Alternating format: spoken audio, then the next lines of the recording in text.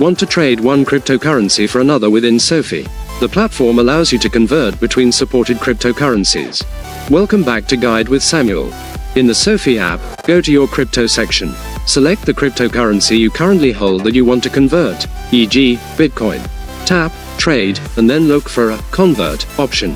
You'll choose the crypto you want to convert to, e.g., Ethereum, enter the amount, and review the exchange rate and any fees. Confirm the transaction. My crucial pro tip: understand the spread. SoFi doesn't charge a separate commission, but they build a small margin, the spread, into the exchange rate between the buy and sell price. This is how they make money. The rate you see is the rate you get. Just know it includes this cost. Adjust your crypto portfolio without needing to cash out to dollars first.